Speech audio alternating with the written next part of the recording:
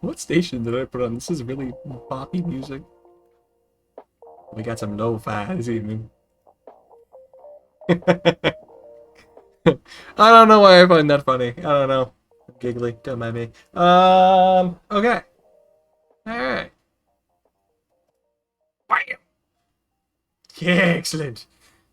Yes. Now it's time to be the ridiculous proto that's talking about Excel. Why does anybody want this? I don't know. I'm having fun. Maybe you get a kick out of it too. Tonight we're going to talk about something that hurts my head, but we're going to do it anyway because it's useful. Even though it hurts, we're going to talk about conditional addition. Yes, conditional addition. Specifically in the context of inventory tracking, right? So think about this for a hot minute, right? You sell t-shirts, right? That's the first thing I can think of, right? T-shirts come in a bunch of different sizes, right? If you're trying to keep track of all of the different shirt sizes you have, if you did a more simple approach to inventory tracking, then you would have a line item for each shirt and its respective size, right? Well, if you have a bunch of different shirts, that's going to equate to a really, really long list you have to go through to find the one you want. So, what we're going to do is we're going to break it up so that you can choose the general name for the item, like shirt, and then its size, small, medium, large, you know, all that good stuff. And then your quantity of stock will update based on those two conditions. When it's done, it looks okay, but it's gonna be a little bit of work to get there. So let's get it rocking.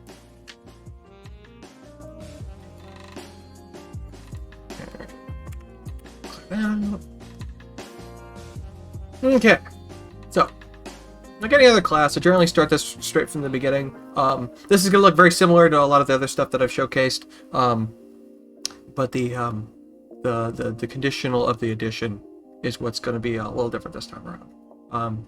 Naturally, if there is anything that you would like me to show off or explain, if there's something in the realm of technology that you'd like me to talk about, something on, say, the Windows PC in general, or a concept with computing, drop it in chat. I'm more than welcome to take on other categories. If I think I can showcase it, then I will. With that being said, let's continue. Alright, so in A1 here, we're going to set up our table for the different items that we're going to end up keeping track of as it wanders its way out the door, right? And then we'll put together a table for the actual stock, and then we'll make the magic happen. So, we've got our order number we want to track, and date, and then our item description. I am clicking tab, not enter, as I move myself to the right. Fun fact, if you hit shift tab, you'll go backwards. Tab forwards, shift, holding shift and hitting tab will take you in the other direction. Yeah, honestly, when you're navigating Excel, it's super helpful to have these little nuggets, because the less you grab the mouse, the better, because it doesn't take you away from what you're working on. Okay, so then we want to talk about we're gonna add a size, and then the quantity of the item they've purchased on their order,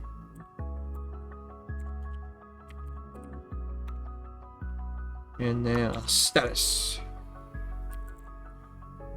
Naturally, in any tracking sheet that you would prepare, or I would prepare, I only add the fields of things that I find that are important to me. You might find that there's no need to add the date of it, or maybe you just don't need the order date. But, having track of, some of the more basic stuff helps keep it a little easier to hunt something down, especially if you are trying to locate an order, right? Say you said that you shipped something, and you had it marked as shipped, but you check the tracking, and surprise, surprise, it hasn't moved. Well, it may be in a bag behind you, but if at least you have your order number, you can go through what you have on the back burner that's waiting to ship. Okay, first things first, we're going to check to see if my spelling's any good. On the review tab, we have, as always, the spell check. Ooh, the spell check is completed. I'm not that bad at typing after all. Let's go! Alright, so I'm now going to highlight between my different columns. I'm going to just grab anywhere between any of these columns and double tap. That readjusts each column to the appropriate size of our stuff here. We'll change them up, but at least this way none of the words bleed into the neighboring cell. Right? So we got that. Now we are going to turn this into a table. So I'm going to highlight our headers, which is our first line, and I'm just going to shoot us off to like 40 rows deep. And then on the home tab, I'm going to go format as table. There we go. Make sure you guys can see what I'm doing here. And then I'm going to choose a color. These are all the different table styles that are built in. You can just pick one, and it will look like the color that you've selected. Fairly self-explanatory. Let's see, what color do I want? Let's go with blue. On our little dialogue that opens here, our table does have headers. What that is that the stuff in the very first row that runs across the top of the screen here is the name of everything that's going to be below it. If I had just typed in here the stuff that was actually going to be the data in the next cell, like instead of it being order number, I put an actual order number in there and then an actual date in there, I wouldn't check the box that my table has headers. But what that does is it creates a bunch of columns with no description. It'll say column 1, column 2, column 3. By doing it this way, I click OK, and now my columns are named the way I wanted them. If I didn't do that, then it would have just made them all generic columns, you know.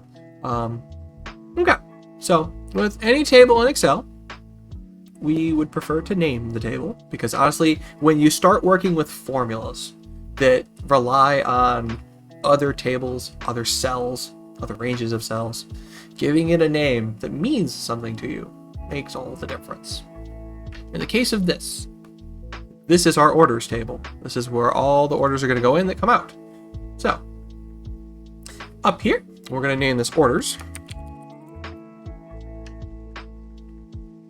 and leave it as that. You're not required to make this in all caps or anything. My personal preference is to make it in all caps because it is the name of a table. That's just, you know, one of my preferences.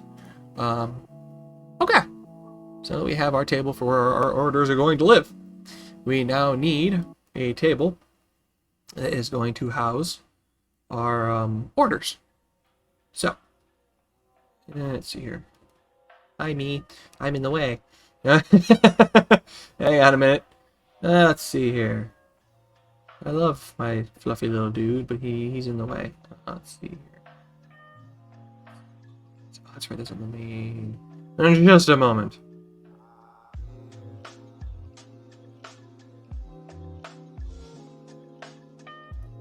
Boop. I am now invisible. Yes, fear me. All right.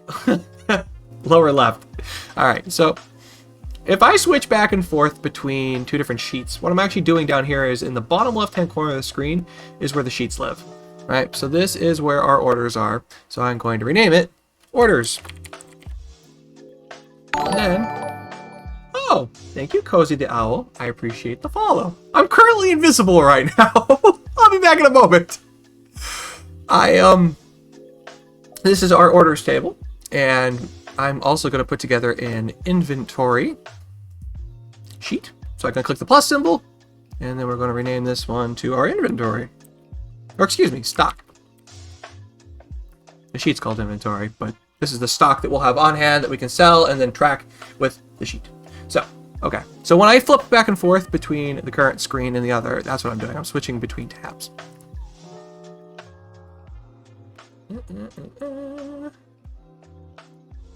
and a bag. Fabulous. Alright. I've reappeared. Before I go any further, what do we say to people who do stuff on a computer? We're going to save our work because we want to live. Yes, Cozy, I am fully aware. Thank you. Thank you very much. Because computers are rude and they like to break.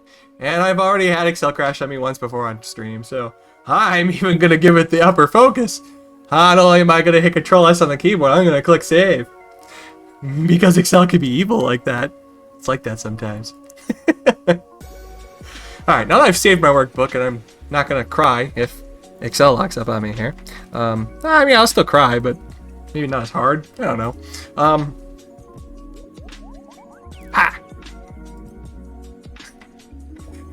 Alright, let's see here. Alright, so now we're going to cook up our list of, the table that we're going to put our inventory in. So now this is where we're going to put in when we get our shirts, stickers, mugs, whatever good stuff that you want to sell to the peeps that exist on the internet. This is where we're going to put it in. So we have our item description.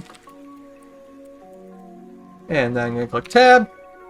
And then we're going to talk about sizes. So we're going to have a size for our items. And then our quantity. Okay. So we got that in there. I'm going to spell check it because I don't trust my ability. No, we're not doing that. We're going to spell check. Ah, yeah, see, look at that. What the heck did I even type in that cell? It's supposed to be item. Oh, my word. Oh, yes. It is one of those evenings. ITEM. Spell check isn't... I know for a fact I'm going to be able to help me with that. Excellent. Yes, I may be incompetent with spelling, but I'm incompetent with confidence. Don't look into that. Alright. I'm going to cook this up as a little table. I'm not going to make this super huge. I'm going to make it like 20 cells deep. It would help if I actually showed that. Naturally, with any table, you can change its length. And actually, if you type below the bottom of a table, it'll actually auto-expand. Because Excel 2013 or newer has a little bit of brains to it. And, yeah, most of the time it does what you need it to. Okay, home ribbon. We are going to format this as a table. I'm not feeling blue. Maybe we'll do purple. Purple sounds good. Alright, so. Same rules as before. I know the rules and so do you. We're gonna check the box. My table does have headers.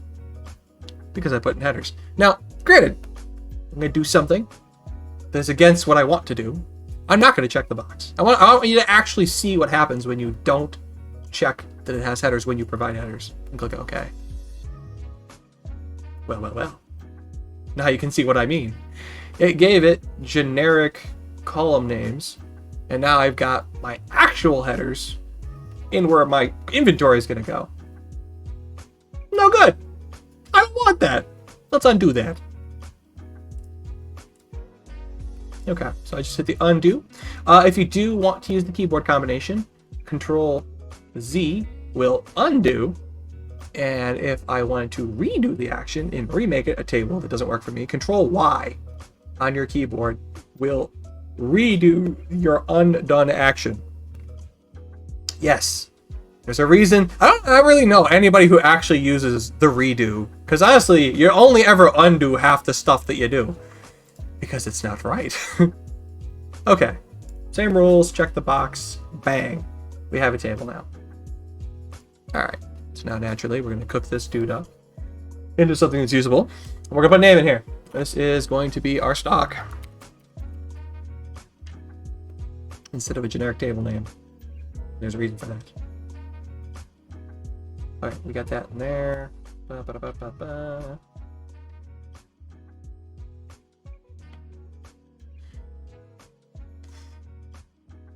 Okay, now we're actually gonna throw some stuff in here.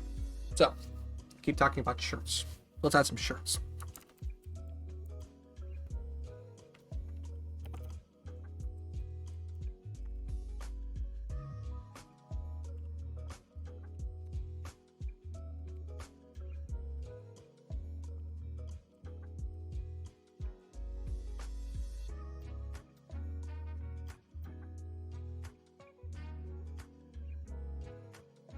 By grabbing the grab handle, I can duplicate any of the previously filled out cells. I apologize, I was not zoomed in for that. By grabbing the grab handle and pulling down. And we'll say that we have a nice even quantity of 10 for all of these. And I could also type 10, or on my keyboard I can hold Control and hit the single quote and hit Enter. And bada bing, bada boom, I'm cruising with style. I don't have to keep typing. I can hit Control S on my keyboard to save that work, because I'm not losing it. We're not doing that. I want to live!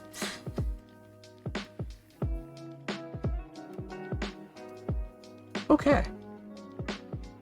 Now,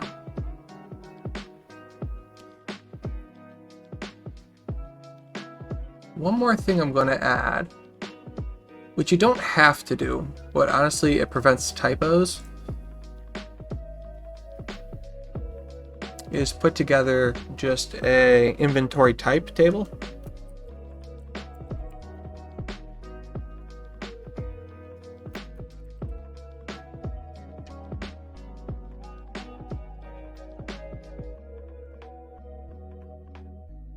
And this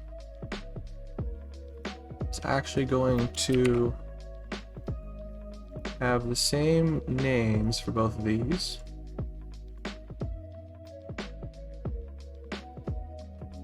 And everything we would add,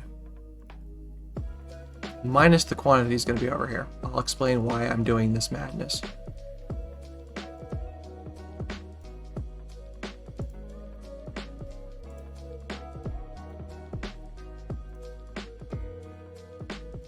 Actually, gonna make that table a little longer.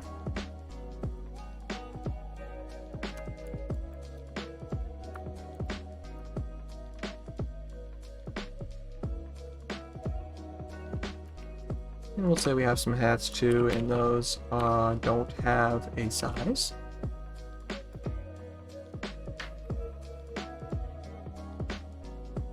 Okay. This is just our, I want to use a shorter name for this.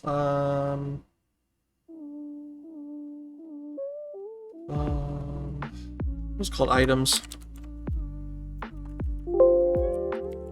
There we go.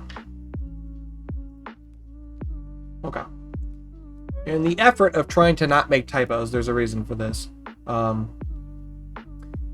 With the running stock, as you add stuff that you have available to you, on the primary sheet where we are going to put in the orders here, we're going to have some space over here that shows us how much remaining stock we have.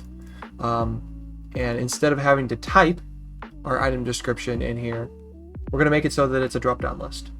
And what we want is we want the list to be unique. So that is why we have this. So I'll show you what this is about. So I named this table. It's called items. And now what we're going to do is we are going to run over to a name manager. It lives on the formulas bar. And we are going to make a new name. And this is going to be the items underscore range. And that is going to refer to items description. Yeah, items description range. I'm going to abbreviate this. DES range. And then for what it points to is going to be the descriptions of all the items that are in our current list. Ooh, get that out of there.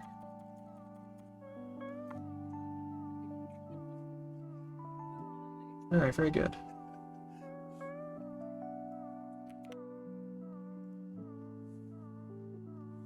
Click OK. And now, I'm going to switch back to our other tab. In our item description, I want to now make it so that anything that we're currently selling just shows up in a list and we can select it here. So I'm going to now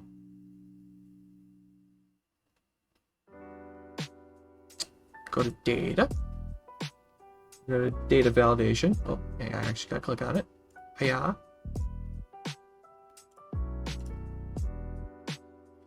And we're going to do a list item. And our source is going to be the range that I declared. Because for whatever reason, Excel, at least Excel 2013, you can't actually use the name of the table. You have to use a named range to be put in here. Now, figured that was going to happen, and that's okay. Part of the reason why I made this separate table is so that we can actually remove duplicates. So we're actually going to get rid of that.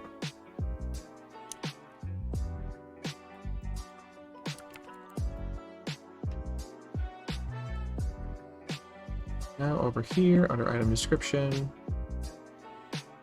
Okay, I will show a couple of the blanks in here. Newer Excel doesn't show the blanks in the dropdown. It could tell it to ignore this, but 2013 will show a couple of the blanks, which is fine. Because as it stands right now, we sell one shirt, and we have a hat, and there's different sizes that stuff comes in. And we're going to do the same thing to make the sizes a drop-down option. You don't have to, but it does help to remove the ability to make mistakes. So we're going to do that. Make our lives a little easier. We're going to swing back over to the name manager and go to new.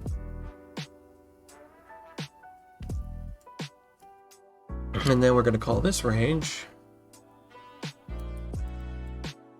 the item size range.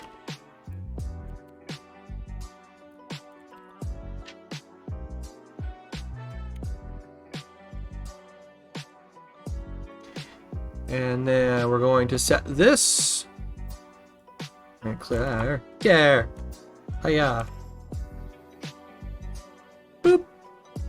And click down. Now, granted, I actually can type items square bracket size square bracket, but honestly, I could just click on it, and that for this kind of stuff makes it easier. All right. Make sure I grab the name of that range because I'm going to need it. All right, so now back over here, I'm going to do the same thing. I'm going to boop the sizes, and then I'm going to go over to data, and we're going to data validation. Bang. It's going to be a list based on the range. Click OK. Now, we now have all of our size options: small, medium, large, XL, and omnisex, or gender neutral. And we also have our products without a serious amount of duplicates. If I did the data validation based on the table where our inventory lives, just like you saw when I had it over here for inventory type, it will actually duplicate them all. We don't need duplicates. That makes the list too long and it's irritating to work with. So now that we have that, we are going to build out our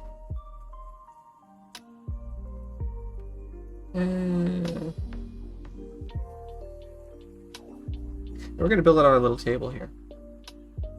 All this work for making it a little easier to keep track of inventory.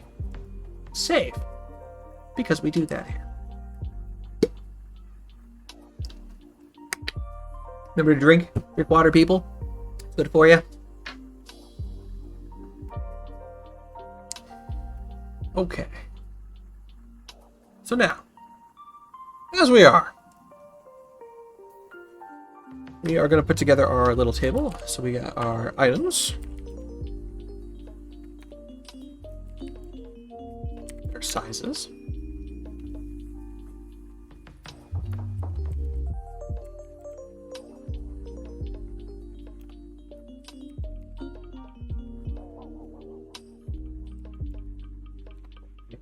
and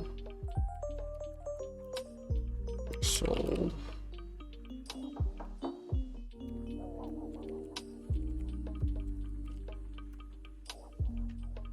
All right, check that for spelling. and it's happy, which means I am too. Double click, and now we've expanded.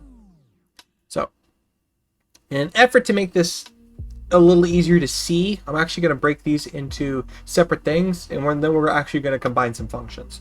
I very much recommend, when you're trying to get a grasp on what a function does, build it in a single cell, don't mix it with anything else, and then once you have an idea of how that works, then feel free to nest it inside of another function. I'll show you what I mean, because we're going to end up doing that. I'm going to make this separate stuff, and then we're going to combine them. Because we need to know what we'd have on hand. We need to know how much of what we have purchased, right? Our stock. So in this case, we've got 10 of each thing across all sizes, right? And that's just in one size. And there's a quote. Oh, words. There is 10 of this, and it's one size, right?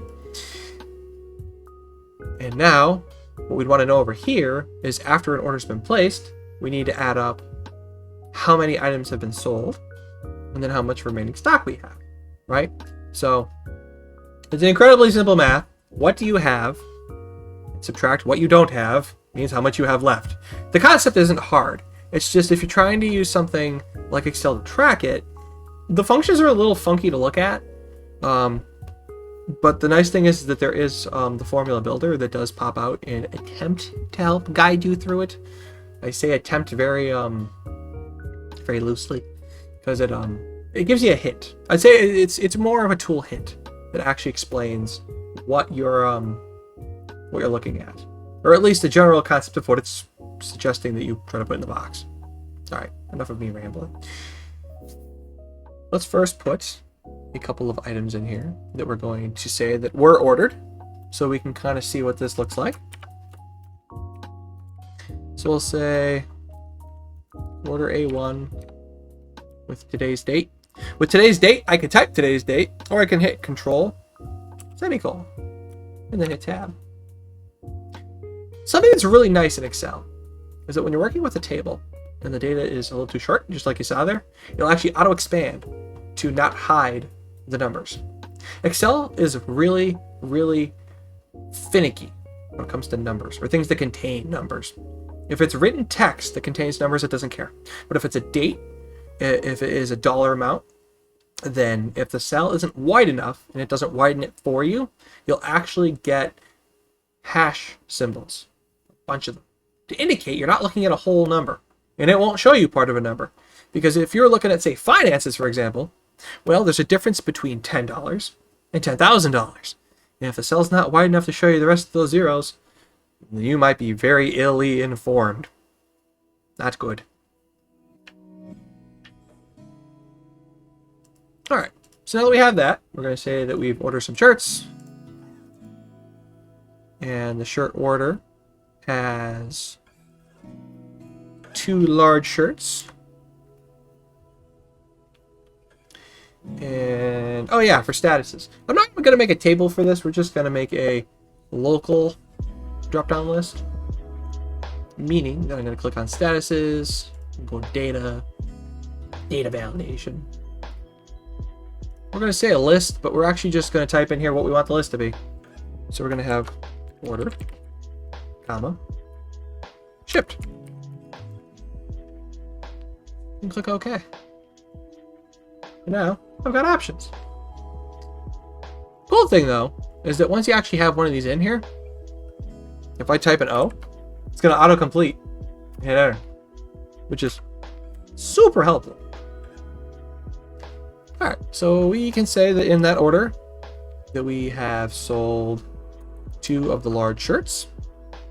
It's the same order, so I'm going to duplicate the stuff above it by holding Control, hitting single quote, and clicking Tab. Going to do that again and again. Now the shirt size we're also going to say is a medium with a quantity of 1 on the order. That was also ordered. And then I'm going to do it again. And we're going to also say that we have a hat on the order.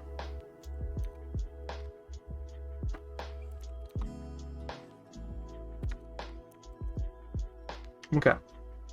So as you'll notice, something happened to the dates. When I used the control single quote, they're still dates. But what Excel had did is it converted it to display as a serial number. As far as Excel's concerned, dates are just serial numbers. When they look like actual dates to us, that's just simply a formatting that lets us understand what we're looking at. Easy enough to fix. We're actually just going to format the whole column. So I'm going to tap on the column, go up to the home ribbon, and then up here I'm going to click the little drop down and choose short date. So now our dates look like dates again. No one needs to lose their mind, right? So now that we have these cooking, we can now put together our actual little table that will display for us what we have on hand, what we sold, all that good stuff. So for me to build that, I need the unique list over here of stuff that we have that we're selling. I'm going to paste the values because I don't want to bring over any of the formatting.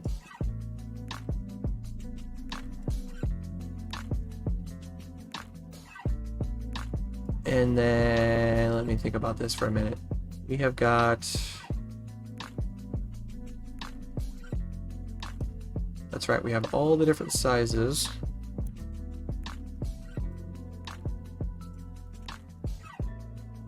I'm going to paste that. I'm going to duplicate that. And I'm going to move this with Control X to cut. And then Control V to paste. Oh, actually, I lie. I actually didn't need that. The shirts obviously have a size. And now I'm going to drag through. Okay. So now we can see that we have the different sizes of our shirts. And the fact that... oh, the tooltip's in the way. There we go. Our hat is no size. Because it's one size. Well, that's why it's OS, one size. Yes, I am kind of convoluted, but that's okay. So, our quantity on hand is going to be how many are on the previous tab. As it stands right now, we have 10 of everything in stock. Our orders sold is going to be the addition of all these items. And then the remaining in stock is how much we have left that we can sell. So, first on the docket, quantity on hand. That is going to be where we start using the SUMIFS function. This is where I'm going to start hurting my head. It's fun. All the function does is it does math. It adds stuff, right? Because we're doing a sum. These two functions are actually incredibly similar to each other. There's the SUMIF function and the COUNTIF function. There's a difference between the two. If you're counting something, then you are counting, say, 3 oranges. How many oranges are there? 1, 2, 3. That's what's in front of you. Say you have 2 baskets of oranges. Each basket contains 3 oranges. If I were to use the count function, it's going to count the amount of baskets, which would tell me that there are 2 oranges. I want to know how many oranges are in each basket added together. So, by using the SUMIFS function, it will count that in that basket that there are 3 in the way of oranges. Add them together with the other 3, and now you have 6 oranges. Same thing happens with stock, right? If I were to use the count function on here, what it's going to do is it's going to see that the, well, hang on, I gotta escape that. It's going to see that the owl shirt, because Cozy dropped in, that's on you, bud. That, it's going to see there's 4 different sizes. And that's going to return 4. That's it. regardless of what we type in quantity, because there's going to be 4 instances of 10. I don't want it to just count the amount of 10, the quantity. It's 10. I want it to add them. I digress. Excel gets irritating at times. This is one of those times. Alright, so we're going to do sum if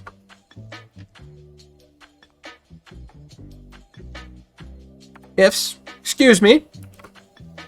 I'm over here talking about the SUMIFS function and saying SUMIF and confusing everyone, including myself. I'm good at that. The difference between SUMIF and SUMIFS is that there's more than one condition. In this case, we're looking at 2. We want to know which item we're looking at and its appropriate size, because there's a quantity for each shirt based on its size. If I were to lump together all of the shirts, I have 40 shirts, but they're all different sizes, which means I need to look at the fact that there are different sizes. So, our sum range is on the other sheet. So we're going to click on it. And I'm going to click on it. This is where we sum. The numbers is where we sum. I'm going to do a comma. And then our criteria range. We're going to have more than one of these. And that's okay. Let me actually switch the scene here so you can see the whole formula bar. There we go. This is going to be a little hard to see, but this is going to turn bold as we jump from item to item here. Okay. With that, our criteria is going to be the first criteria we're looking at. In that case is our item description. So I'm going to hit that, and then a comma. I'm going to switch back to the other sheet, and then we now know what we're summing, right? That's the quantity. We now know what we're looking for, or excuse me, where we're looking in. We're looking inside of our description. Now we have to tell it what we're looking for. We're looking for 2 different things. The first thing is going to be the fact that it is a owl shirt. So I'm going to click on that. I'm now going to use another comma, and now we have to give it our second criteria. Our second criteria is going to be the size of the shirt. So, with that, criteria 2, we have to switch back to the other tab. And now we have our sizes selected by tabbing on it. It's very important that when you're selecting this stuff, that you're selecting just the table row, excuse me, yes, the table column, because this is the columns hold things up and down, then going off into outer space. And what I mean by that is if I click on B, my selection runs off into the darkness. It goes past the bottom of the table here. And the way the selection is different. If I click on the letter, it's one thing. If I hover over the word size, you get a slightly a small black downward arrow. When you click it, it ends at the bottom of the table and goes no further, which means we're only looking at stuff that's in the table, not stuff that's below it. Okay, comma. And now, inside of our size, we're going to look for the size that we're displaying on the previous sheet. So in this case, a small. I will do Shift 0 to close our SUMIF and click Enter. And now, we see that on hand, in stock, before any orders come out, that we have 10 smalls. I'm going to drag this formula through. Now, it did increment, but naturally, with everything being exactly the same quantity, it's kind of hard to look at this and tell if we did it right. They all say 10. Is that right? Well, we're going to switch back to the other sheet. We're going to change our quantity to make them all unique numbers, and we'll come back. If it doesn't match, we didn't do something right.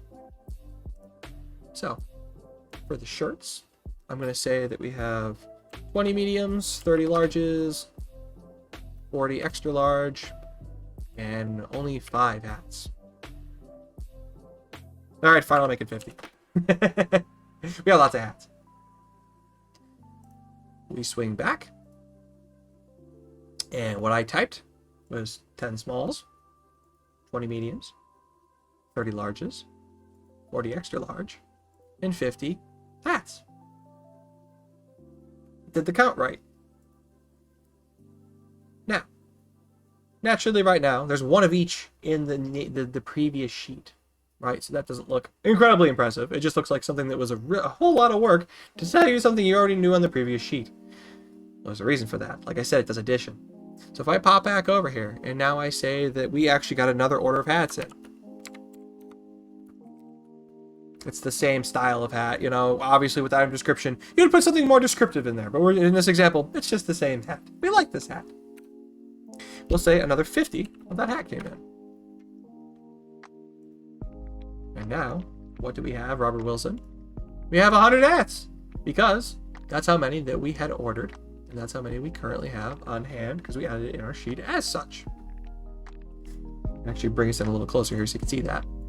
So we went from 50, and now we have 100. Very nice.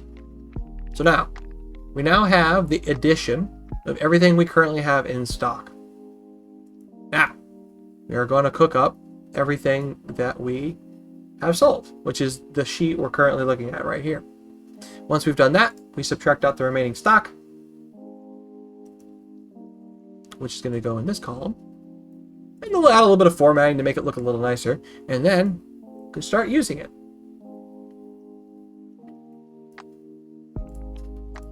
So, order sold is going to be the same function.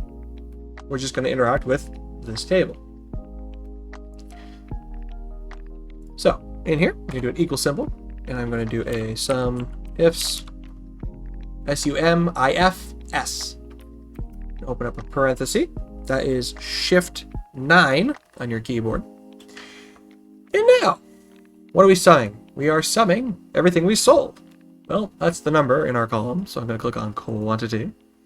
Now, as I had mentioned earlier about naming the tables with something that means something to you, if you take a look at the formula bar before I continue, what does this say up here? That says orders, right? This table I named orders, which means inside of this function, we want our quantity in the orders table in the quantity column. By giving your tables meaningful names and your column headers also meaningful names, when you work with the functions that interact with this stuff, it makes it so much easier to read. Because if you revisit this in the future and you're like, why am I doing this to myself? You can look at this and get a bit of a better understanding of what you previously did, because it makes it a little bit more legible to read than to just look at, you know, table 1 talking about column 3. We're going to do a conditional sum and look at that and go, why did I do this to myself? Names are important. Make them something that makes sense to you. And more importantly, if you do end up having to take your sheet and letting someone else look at it, well, then it'll make a little bit more sense to them too. Fancy that. Sharing. It's caring, folks. We love that here. Okay. Now, we know that in our, excuse me, our quantity, we now need to know what we're looking for, our first criteria. So in that case, it's going to be our item description, a comma. And now inside of our item description, now we need to tell it what we're looking for. That's going to be our shirt, and then a comma, and now our second criteria. Our second criteria is the shirt size. So we're going to give the criteria of where it lives first. So the criteria range, we're looking inside of size, and then a comma, and then the size we are looking for.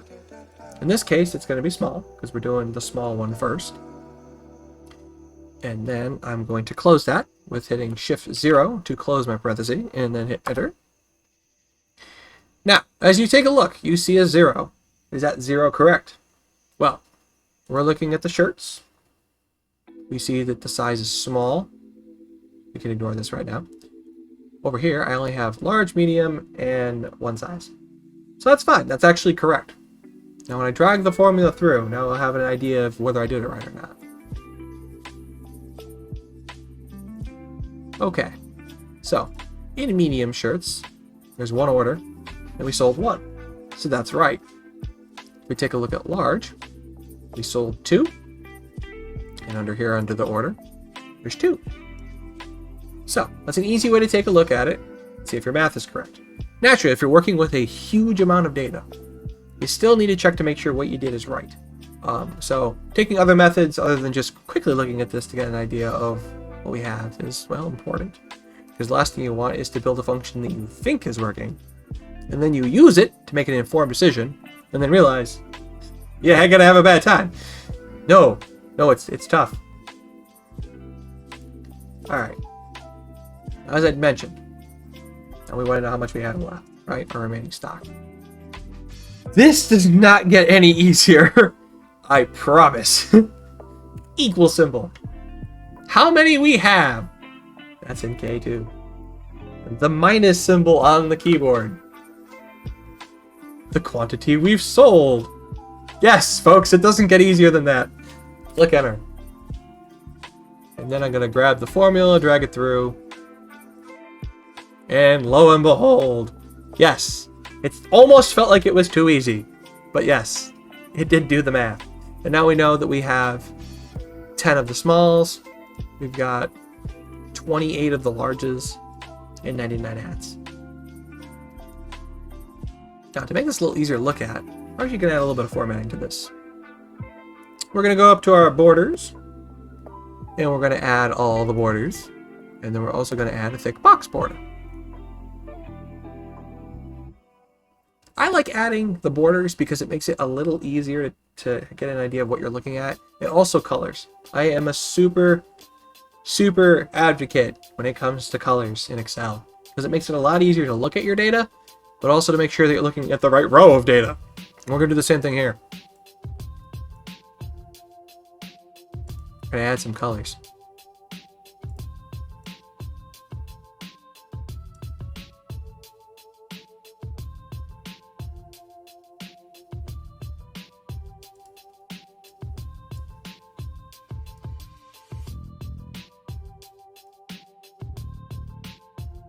Now, I could continue to alternate these colors, or I can use some of Excel's built-in magic to do it for me, which is what we're going to do.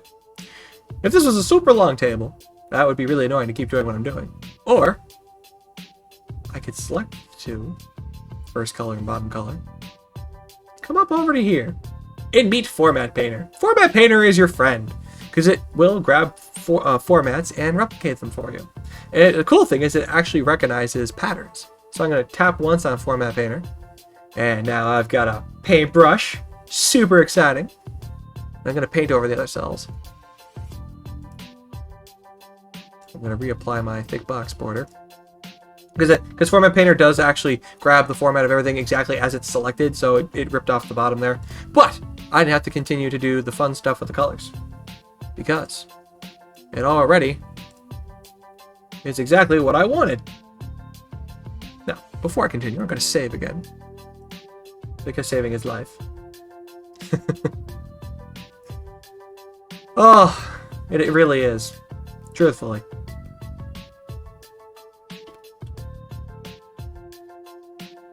Okay. So now, we have something that's nifty here, right? That's our remaining stock. But say you didn't want to look at the quantity you have on hand, right? You already know what you have on hand.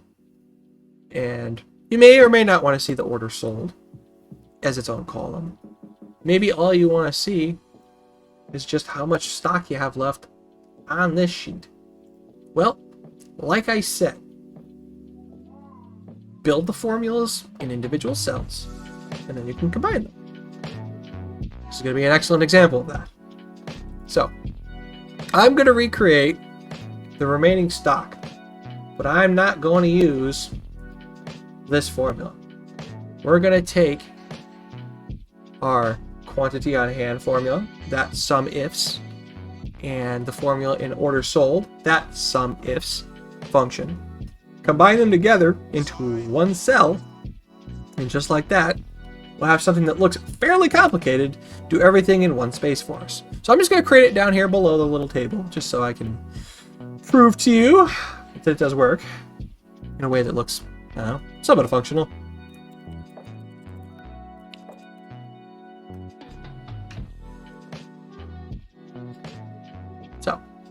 remaining stock.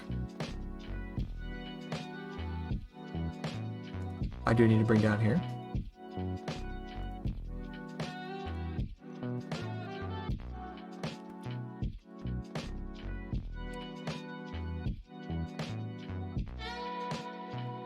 Well, technically speaking, I don't have to. I can just use the cells up here. And for this example, we could do that all the same. Because all we're actually going to do is we're going to combine this function for quantity on hand and this function for orders sold. Now, I could have rebuilt the items and sizes right next to our remaining stock, but in the interest of showing this with being able to reuse a formula that points to something else, we're not going to do that. Excuse me, I take a little water. Okay. So, I am going to enlist. That is the wrong scene. I'm going to enlist Notepad. Help me out here with a little bit of this. One could work directly in the formula bar, but to make this a little easier for you guys to see it, I'm going to use Notepad instead to be my circuit here, so it's a little easier for you to see what's going on. So I'm just going to put my Notepad. Work with me, hon. Hiya! There we go. Okay, so I'm going to grab my quantity on hand formula of just the first one. I'm going to highlight it all. I'm going to copy it. I'm going to put it on the notepad you can't see currently. That will come back into view, I promise. Then our orders sold. I'm going to do the same thing. I'm going to copy it. Highlighting it and hitting Control-C on my keyboard.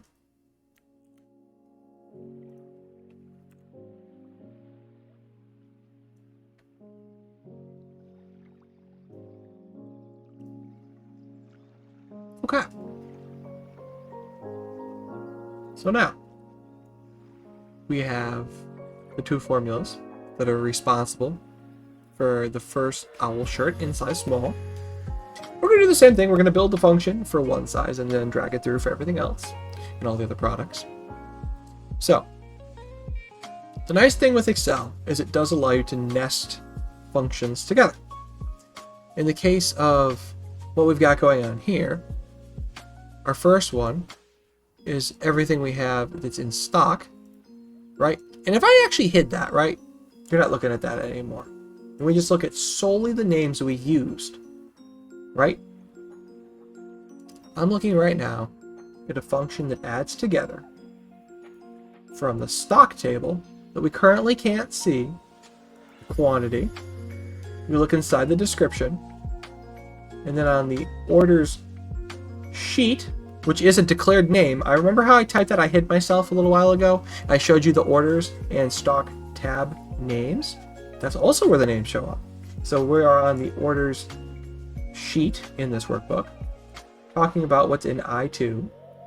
And then our secondary condition is looking at stock, the size, and then the size that we declared, which in this case is small. You can look at this and you can kind of read it if you give this stuff meaningful names.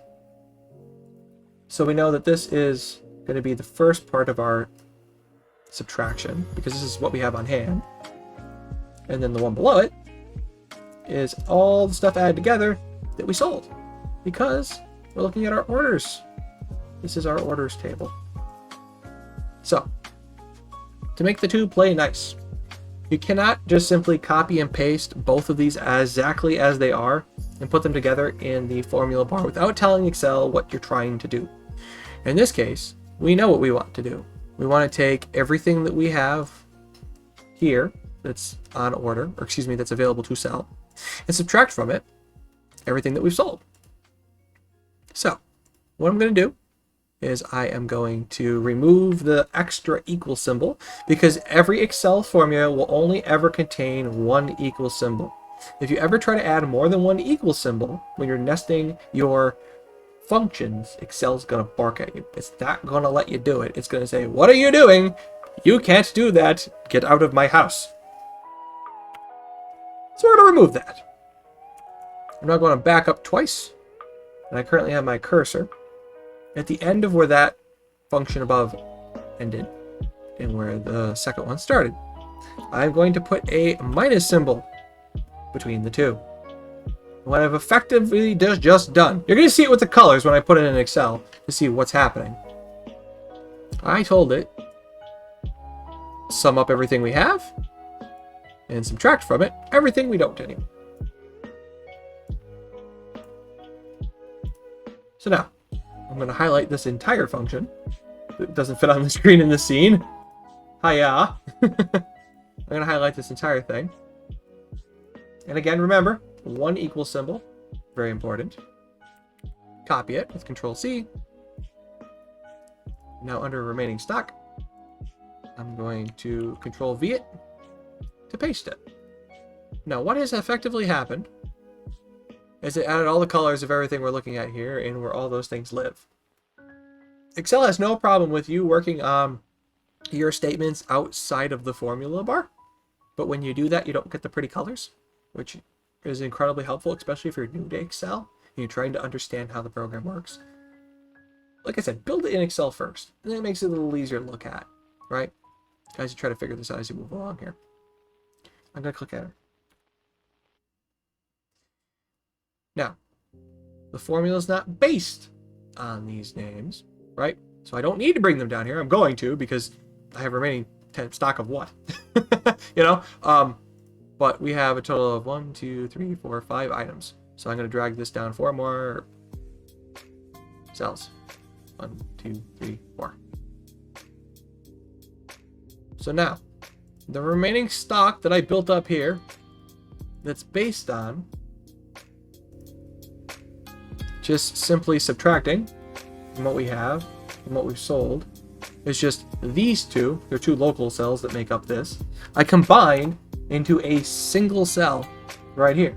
We still have 10 of the shirts in small, but if we look at our formula bar, we combined all of those two formulas that was in K and L, right? Column K, column L, into one function. Actually, one computation is actually the right word for it, excuse me. It's a mathematical computation because it's just doing the addition and subtraction from the same place.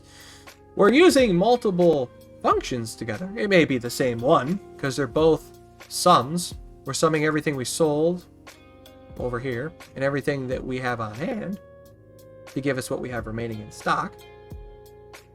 But we made it so it actually just lives in one place. Now, to make this a little easier to understand what we have, I'm going to bring this down by copying it, and then I'm going to paste it as values. And I'm going to not be a goob. I'm going to paste it in here. That's better. I'll turn on the borders so it's a little easier to see the madness. So if you didn't care about seeing what's on hand and orders sold separately, you can combine it into one thing. It saves yourself some space on cells, which makes the things a little bit more condensed. And it might actually cut down on confusion. If you wanted to know how much you have that's on hand, this could live on the stock sheet over here, right? And oddly enough, if we wanted it over there, we can move it over there. We can move it or we can copy it over there, right? Since this function just talks about what's on the neighboring sheet, we can just copy it and put it over there. So I'm actually just going to take the quantity on hand. I'm actually going to grab the headers too, just so we know what we're talking about here, and copy it.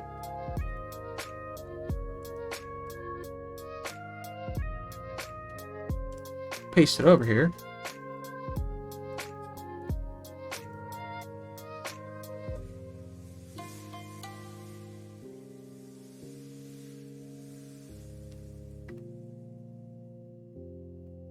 I think it shifted some stuff.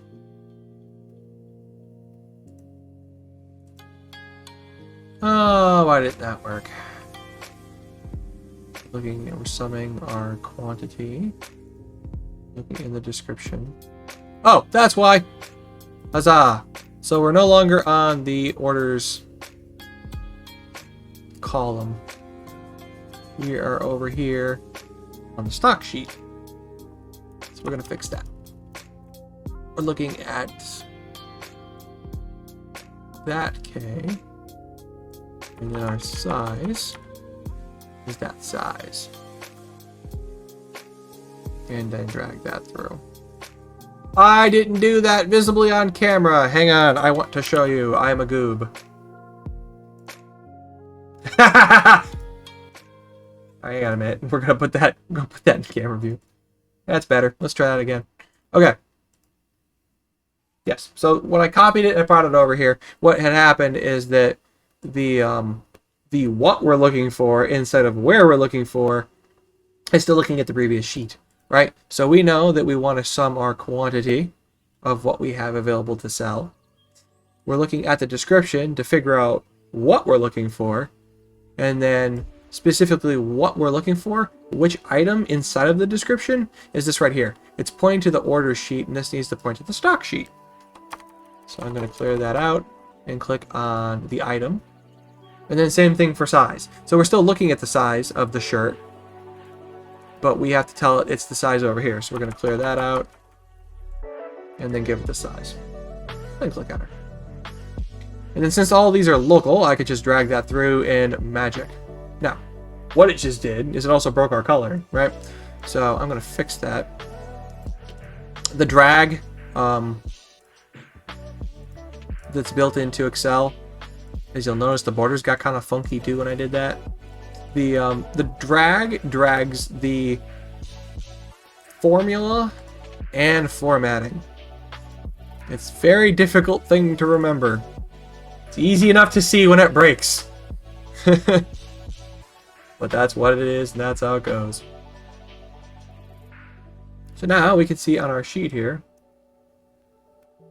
when I with the appropriate camera view, that now on our stock we can see what we have on hand. Those numbers do update automatically. So as I get another order of the shirts, say we have another order of smalls that came in, 10 more of them, that number switched from 10 to 20. So we can see on hand that that's what we have. Now granted, that doesn't tell us what's left, that just tells us simply how much that we have in the table neighboring over here, which is why normally what's left is what's usually the most important to people, and that's perfectly fine. If you wanted to have an idea of how much you ordered in the space of a year, you know, if you added a date column over here, you could filter this based on date and then add up together your quantity, things like that, you know, stuff that's important to you. It's something you can do.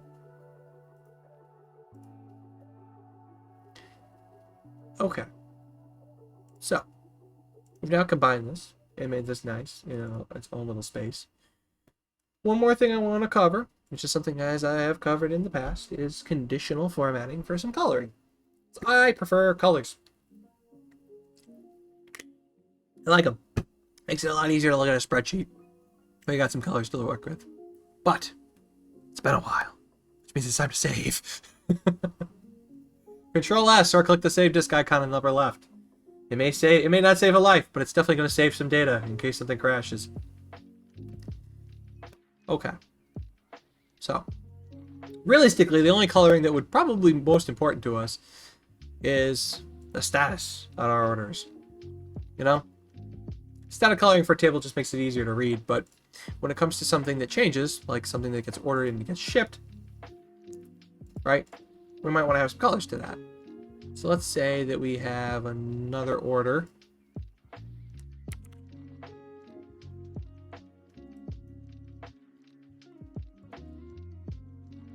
We'll say this is order B1, because why not?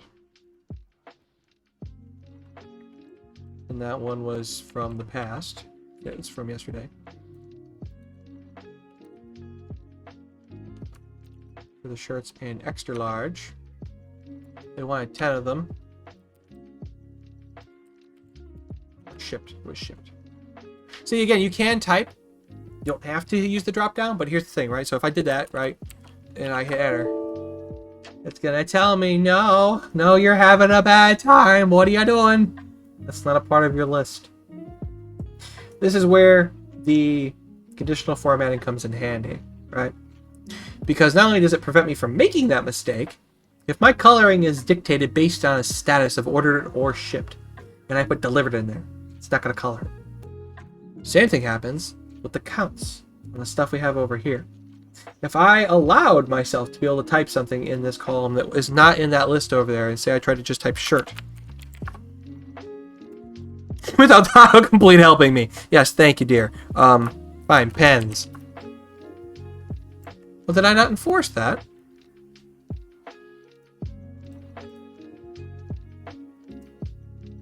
Hang on a minute. That wasn't supposed to work. Ah, yes. Yes, I love it when things don't work as anticipated. Did I not enforce this list when I made it?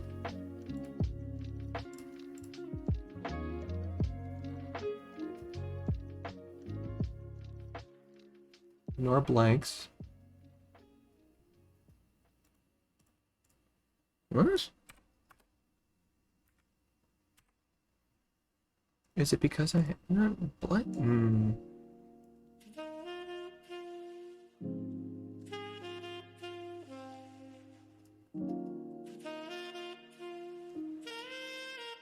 Bear with me a moment.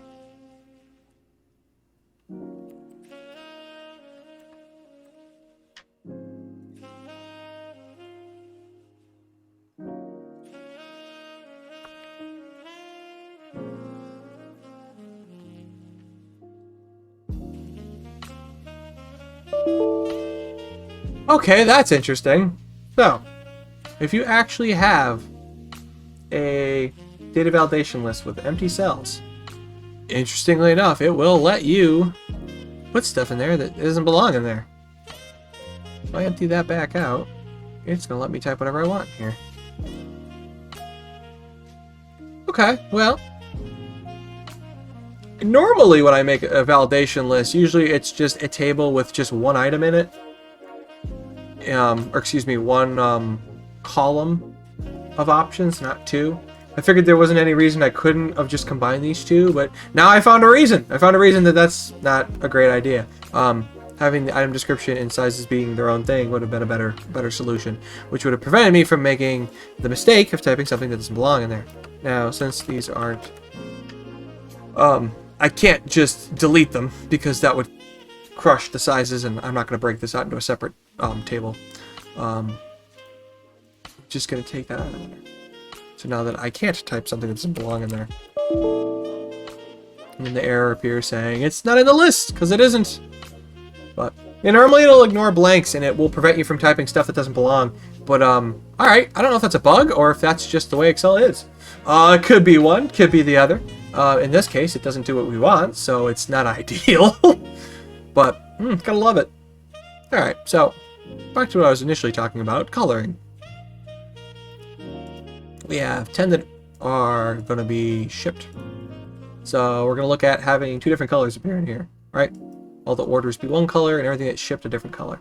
So that's an easy thing through when you switch your status between one to the other, then the color will change. So let's do that.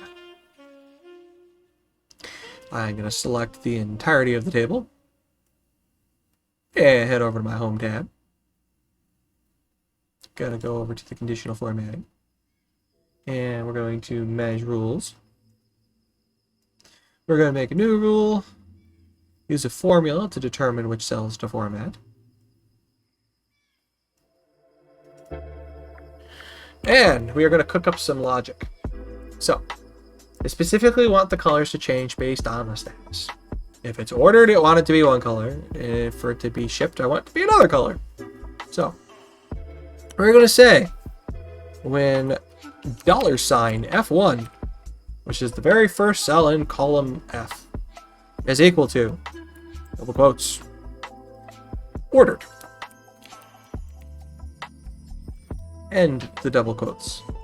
I want the fill of that cell to be a nice light orange. Or like a peach. I don't know, man. I don't know colors.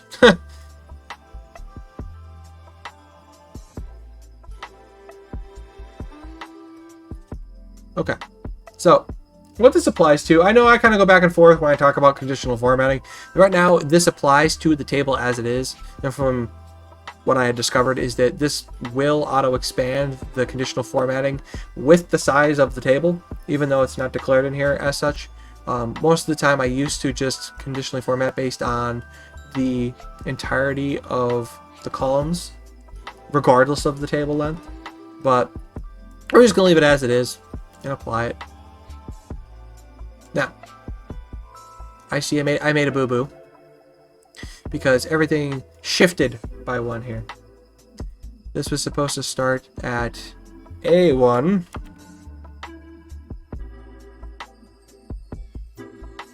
And when I applied that, that broke the rule. And by that, I means it added a bunch of number gobbledygook on here, which is not what I want. $sign F1 is equal to ordered. Okay, fabulous. Now, the reason I purposely put all the options that we want to color in here is so we can actually see it real time without having to close the conditional formatting rule manager.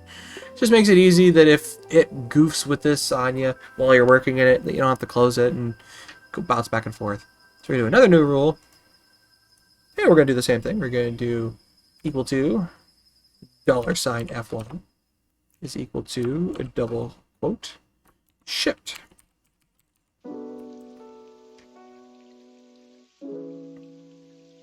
And we'll choose green. Like that.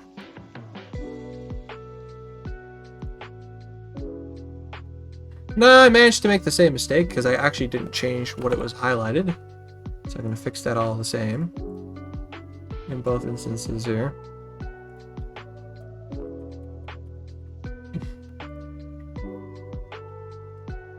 All that happened is because I didn't highlight the column header when I selected. I selected starting on the data, which put me on A2 instead of A1, and I broke it.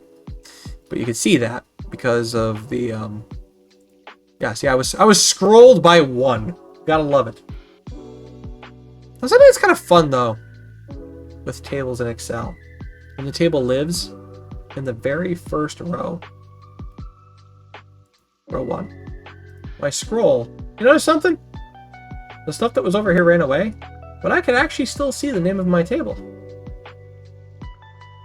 Granted, I could lock the first column, and then these wouldn't disappear either, but it wouldn't do you any good because you'd scroll off into the ether. It's just a nice little thing that Excel does. That when you're clicked in the table, it will do. If I'm not clicked in the table, yeah, it won't do it. But when your focus is on the table, you can scroll in a table, and it will run with you, which is nice. So now that we've added our coloring, we can now say if A1 had actually shipped, we've processed it, we switch it, and the color changes. The other trick too of doing control single quote will actually switch to what's typed in the cell above because it mimics. If I go to the cell below and I keep doing it, it's going to keep duplicating that.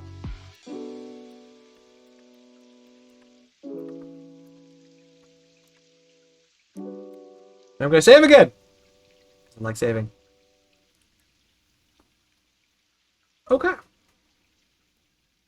So, we now have a way to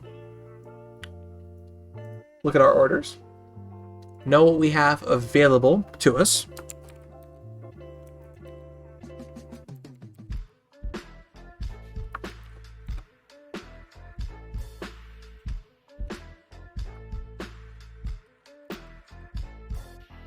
I can't spell.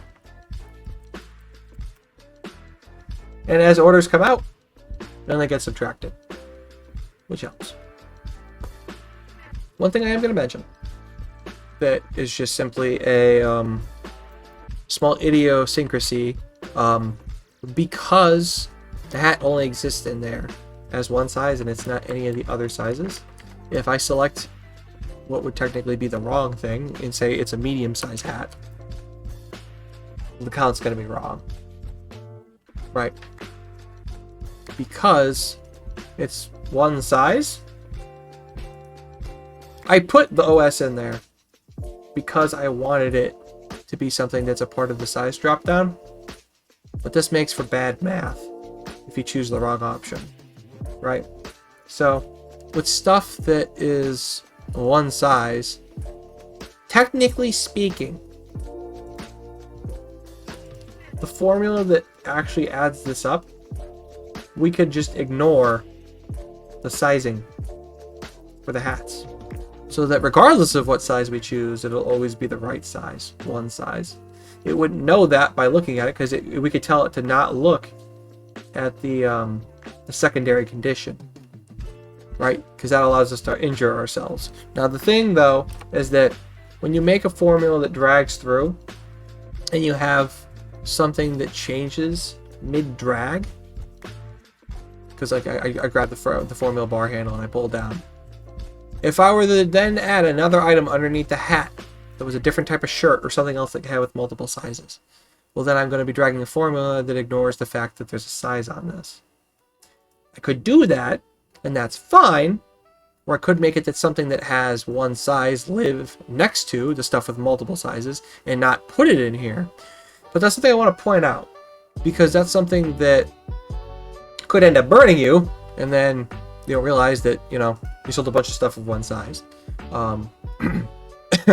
So even though the logic dictates, and it has no issue with you doing that, because, you know, the size could be anything, Excel is just simply a tool. And for what it is, it does a lot of cool stuff. But working through the logic that makes these different functions work can do a lot of stuff. But unfortunately, the functions can only do so much for you. And in the case of our sum here, it doesn't really make a lot of sense for this to do the sum if, because it's one size, right? So logically speaking, maybe it would be better if we made this its own thing.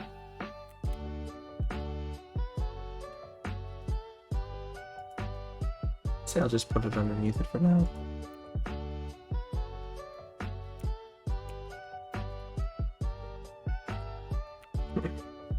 I'm going to copy this under here.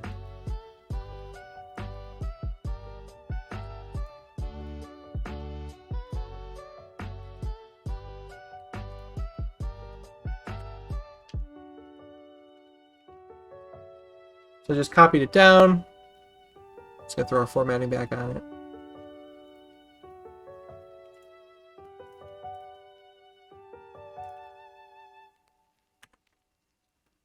I'm purposely going to put the wrong thing up here.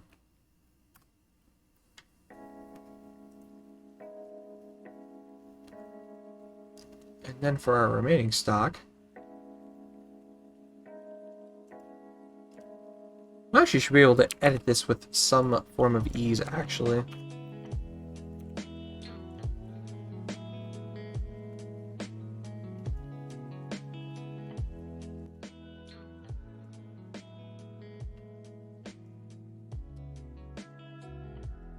We're going to just convert this back to a normal SUMIF function that doesn't look at a second criterion.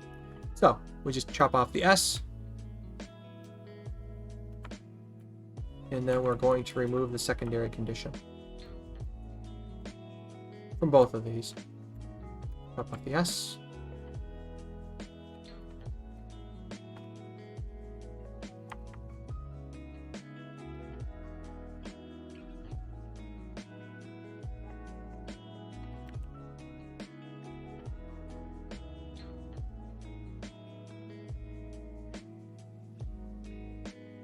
Then put this in here.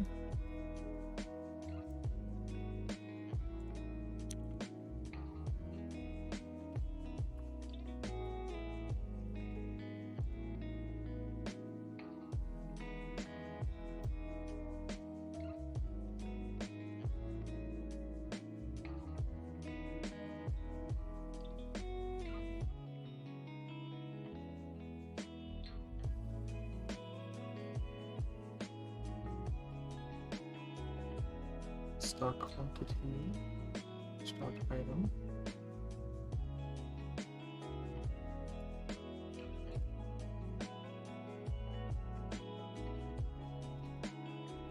As I move this down, I'm actually just going to change this. Not that it matters. I just want it to be relative to what we're looking at.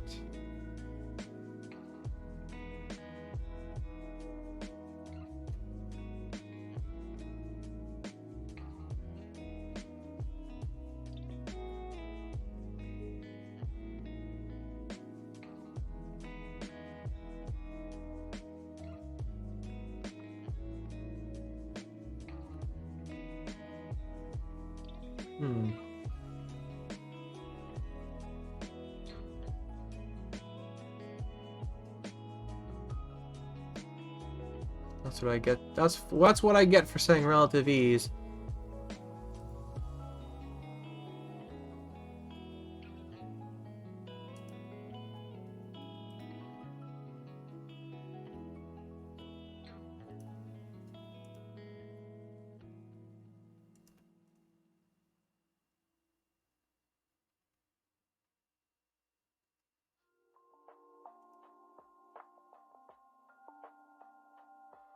Description.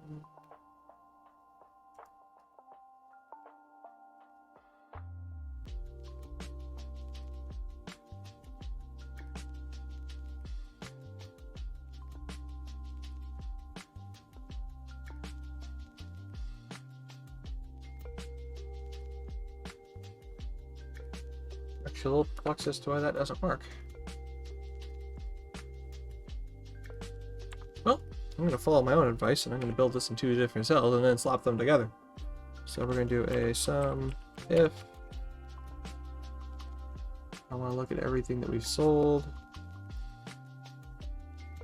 The criteria is in the description. And then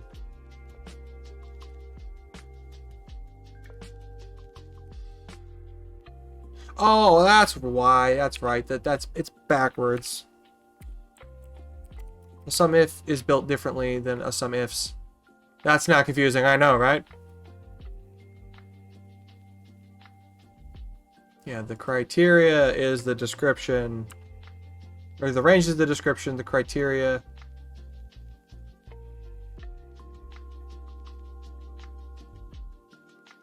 It's going to be the item. And the sum range is the actual quantity. And then we do the same thing over here. So we're looking at the description. We're looking for the hat. And we're adding what we have on hand. And now I could take both of these and put them together to get what I was initially attempting to accomplish.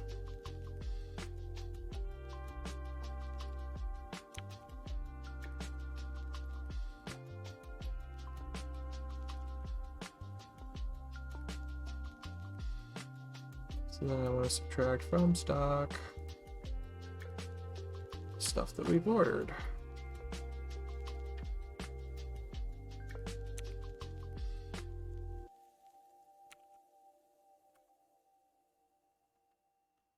Okay, now that I've made that adjustment, I can now show you that right now I have the wrong thing entered in here for the hat, because we don't sell it in extra large, but we put together the formula that ignores the fact of size, right? I'm going to take a look at the formula bar. We now sum if. We look inside of the description for the item we're looking for. That's our hat. And then we add our quantity, right? So this is on the, so we add up all of our stock, and then we subtract from that all the stuff that we've sold. Now, even though the formula sounds incredibly similar to that of SUMIFS, it works differently. The builder's different. We take a look at it, and in here, we declare what we're adding together, the criteria we're looking into, and then the thing we're looking for. And then if there's multiple criteria, then we then dictate the second criteria range, like the size, and then the size we're looking for. It's built differently. Even though the formulas sound incredibly similar, I actually just thought I could just kind of copy, paste them, and slightly change them. I couldn't do that because they were built differently. It didn't error because what I gave it was still valid in the way of what could be typed in a cell, or in this case, what we call valid syntax. Excel doesn't have an issue with what I typed, but it didn't give me what I wanted because I didn't tell Excel what I wanted from it.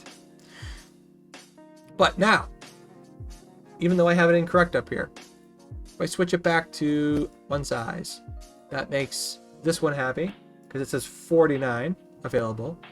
And this one, for remaining stock on the one that we built that doesn't care about size, says 49.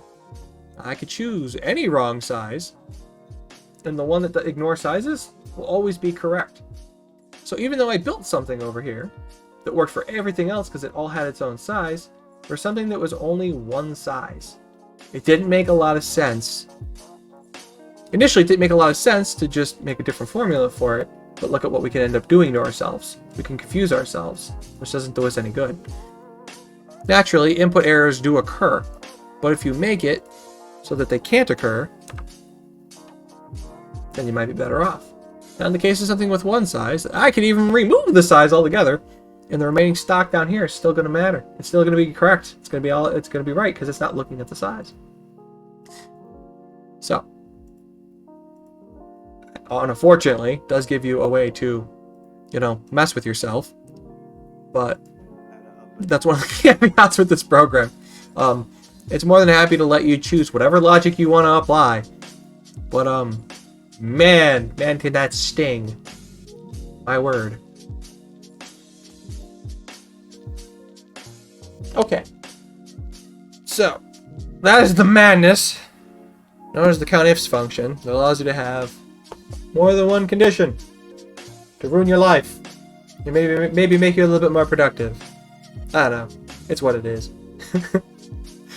Does anybody have any questions about this madness that I have procured before you this evening? If you do, please speak now. Forever hold your syntax errors.